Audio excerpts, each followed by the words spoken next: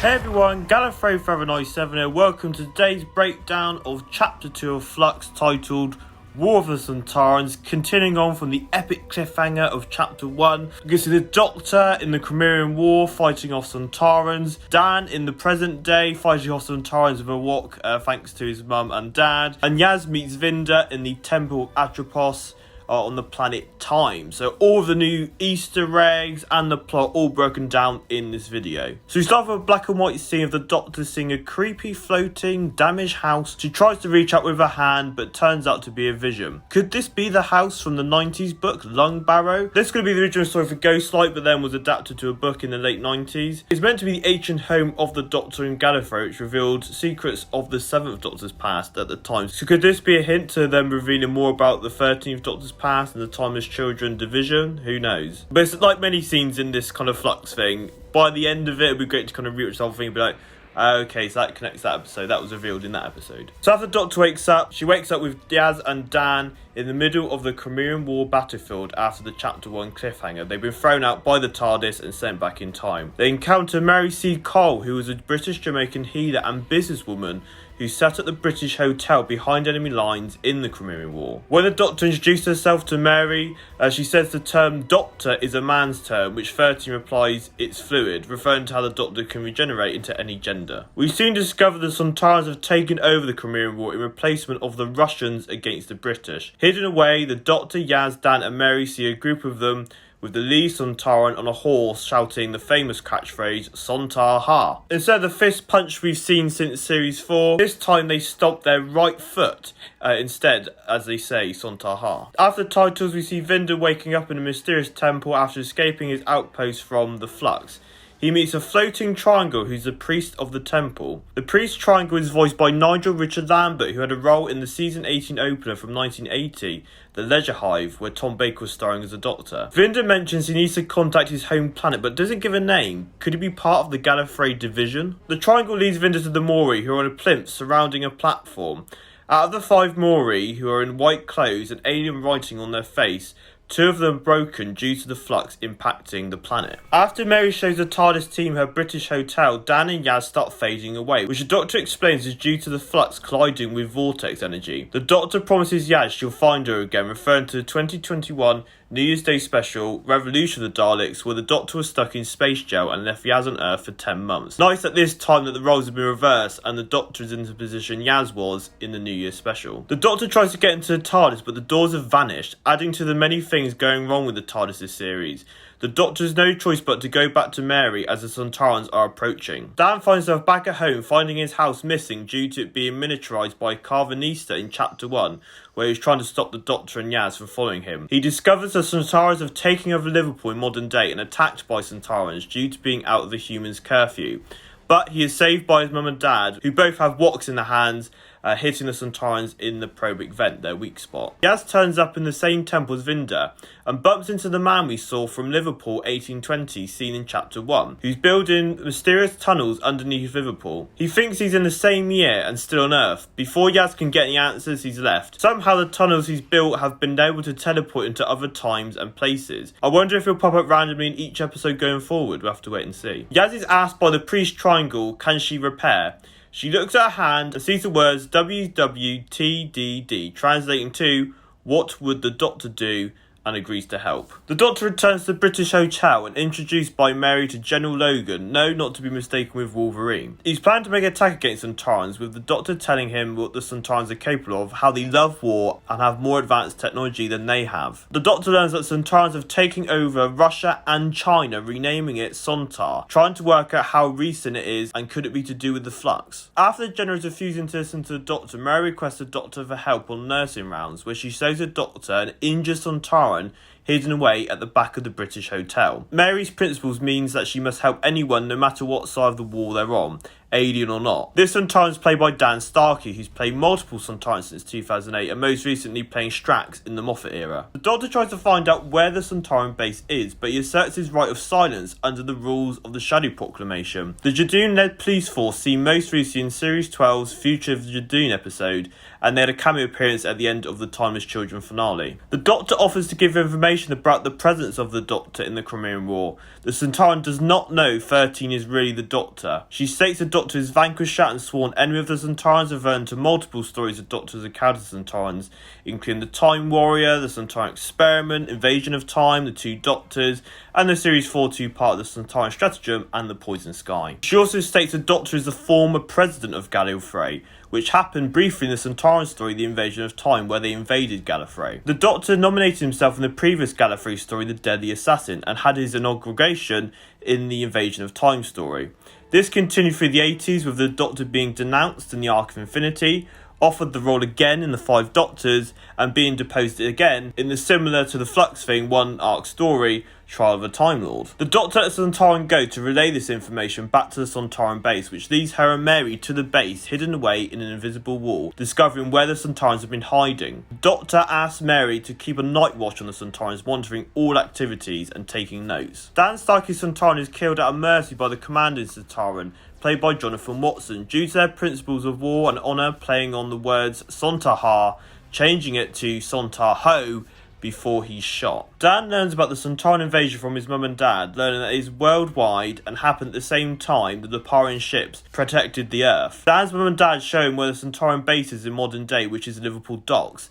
An establishing shot shows the docks full of Sontaran ships and flags being put up around multiple buildings, which is a reference to their first appearance of the Sontarans in the John Pertwee story The Time Warrior, where Lynx claims the planet Earth, sticking a flag into the Earth. Dan decides to infiltrate the Sontaran base to put a stop to them, but before he goes, his dad gives him a wok to use against the weak spot of the Sontarans, their probic vent. Yaz and Vinder meet up in the Temple of Atropos, where the priest explains the Mori are in control of time on the planet, which is called time, and if they remain broken, time will be released and go out of control to cause destruction.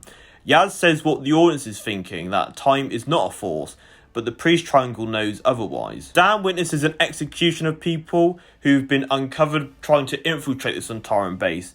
The commander Sontaran says the temple offensive is near, which Dan hears, which will be handy for when he talks to the Doctor later on. The Doctor lets off a klaxon using a sonic screwdriver, announcing to the Sontarans a parley. The Doctor meets the commanding Sontaran of the Crimean War. The Doctor learns the Sontarans are not behind the Flux, but similar to how the Cybermen used the Daleks' void ship to invade Earth in Doomsday, the Sontarans foresaw the Flux and snuck into Earth before the Lupari shield took effect. Commander Lynx gets a name drop and mention, and a very satisfying callback, stating he claimed this planet Earth back in the Time Warrior with the Third Doctor and Sarah Jane, and now these new Sontarans are here to assert that claim. The Doctor asks why they've chosen Sebastopol, and the Sontaran gives a very honest answer saying he just wanted to ride a horse. The Doctor attempts to stop the Sontarans using words, saying there will be no battle, but the General interferes. He says the Doctor does not speak for them. The Doctor replies by saying, I represent more people than you could possibly imagine, echoing a line where she said to Dan Starkey's Sontaran earlier in the episode,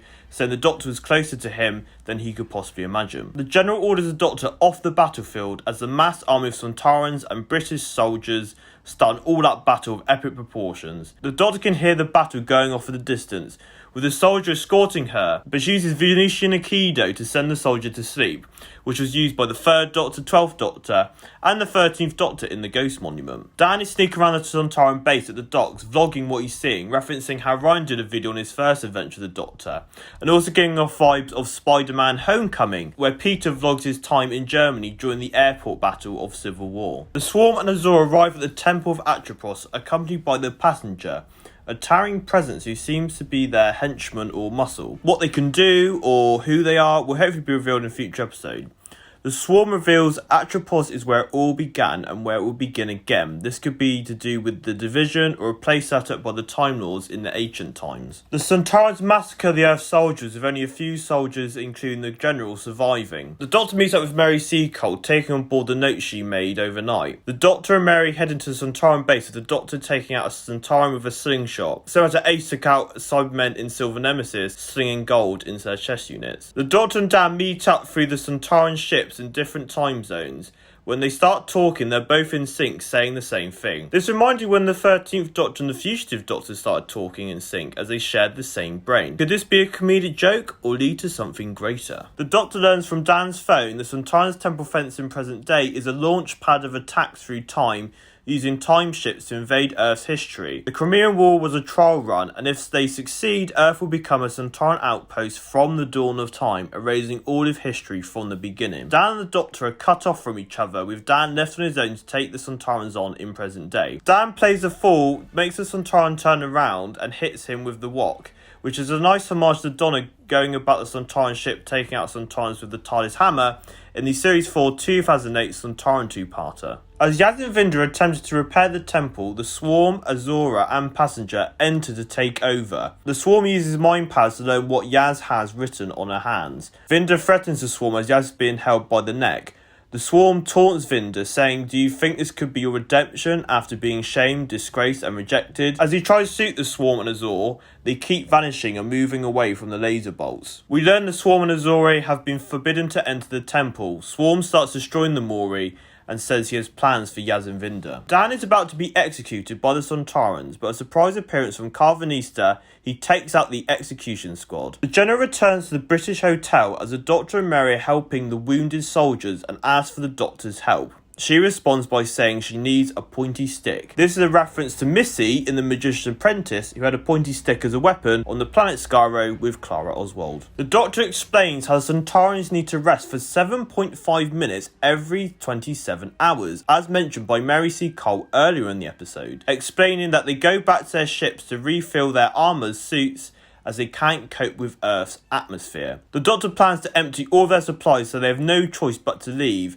as they won't be able to survive and had to revert back to the 21st century to get more supplies. The Doctor, Mary, General Logan and the surviving soldiers go around emptying the ships, but the General gives a look suggesting he has other ideas. We see for the first time on screen the probic vent being used to top up the Sontaran armour. As this being done, an alarm goes off, alarming them that the Doctor is emptying their ships. Dan and Carvanista are still on the Sontaran ship in present day. Carvanista reveals that he's still species bonded to Dan and has a duty to protect him, and him and his species also feel responsible as they allow the Sontarans to enter through the shield they created to protect the Earth from the Flux. Commander Sontaran in the Crimean War confronts the Doctor. The Sontarans have no choice but to retreat due to the Doctor emptying their supplies, but he won't admit this. Carvanista's plans to use the ship as a battering ram to take out the Sontaran ships in the dock, which will create a massive temporal reaction, taking out the other Sontaran ships around the world. Dan and Carvanista escape through the waste hatch as the Sontaran ship rams into the other ships in one massive temporal explosion. The Doctor is happy the Sontarans are leaving without no further bloodshed. However, the General will put a stop to this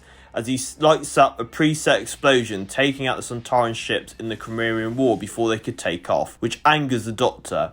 The Doctor says, "People like you make me wonder why I save humanity," with Mary jumping in to say she's glad that she does. The TARDIS appears and the Doctor has to go get Dan and Yaz. She says she hopes to see Mary C. Cole again, which may hint at a further appearance in Flux. The TARDIS still hasn't got doors until the Doctor touches the TARDIS, saying out loud, "I'm here," with the doors materialising for the Doctor. Similar to how in the Ghost Monument, the Doctor lost her keys and the TARDIS opened the doors to her as it recognised her presence. The Doctor collects Dan from modern day. She asks Carvanista if she can protect the Earth while she goes away to retrieve Yaz. Carvanista warns the Doctor universe is in a bad way before they leave. Inside the TARDIS, the Doctor and Dan learn the TARDIS is growing crystals out the floor with black goo, pillars coming from the side of the walls with spider webs entailing them. The TARDIS is hijacked by Azora to the planet Time, where the Doctor and Dan discover Yaz and Vinder have been put in the place of the Mori, who hold time and the universe together in a short-term repair. Azora begins the countdown as the Swarm is about to unleash the full force of time onto Yaz and Vinder. The Doctor begs him to stop. As the countdown ends, the Swarm snaps his fingers, Thanos style, and we cut to credits. This episode continues the excitement levels of episode 1 with a more focused story on the Sontarans, with the Flux stuff and the Swarm and his sister and now the Passenger, all that kind of stuff alongside in the background. It was great to have a Sontaran story where their full force is menaced. I love Strax, I think he's a very funny character, but we haven't had a full-on Sontaran story since Series 4 in 2008. It was a nice balance between humour and their warlike mythology. Mary C. Cole was a really lovely character. Hope to see her again. I enjoyed not liking the general. It was great to meet Dan's parents. I thought they were really fun. It's funny to see they were still bickering even though this Sontaran business was going on. So we got a glimpse more about Vinder, how he's been ashamed and he's got some redemption to do. I wonder what that will be. It's cool to meet the passenger, whatever his thing is. I say I don't think they really need us with their massive power set, but we'll see what he can do. Hopefully in the next episode. Obviously, yeah, the Temple of Time. What is that all about? Who created the Temple of Azora on the planet Time? Is this the Time Lords doing? Is this another force? A lot of questions set up. It was great to see Carvanita back as well. Him and Dan have a great comedic chemistry. But yes, another great continuation. But next time looks absolutely insane. We've got the Doctor in a different coat. Dan, Yaz and Vinder holding fugitive guns. We've got the Cybermen, Weeping Angels. It was very trippy. You see Yaz in a police uniform. It's going to be one of those episodes which I think would reveal a lot because you see the Doctor going through the boundary. So I imagine we might get some solid answers next week. But if not yet, feel free to subscribe to this channel so you don't miss out the breakdown for next week's episode and the further episodes of Flux. But as always, you can please comment, like and subscribe. You can follow me on Twitter, Facebook, Instagram. Links to that stuff in the description below. At the end of this video, you'll be able to check out my breakdown for Chapter 1 and also my fan trailer for Chapter 1 as well. And stay tuned for my BBC One style trailer for this week's episode, War of the Sontarans. But until then, bye bye!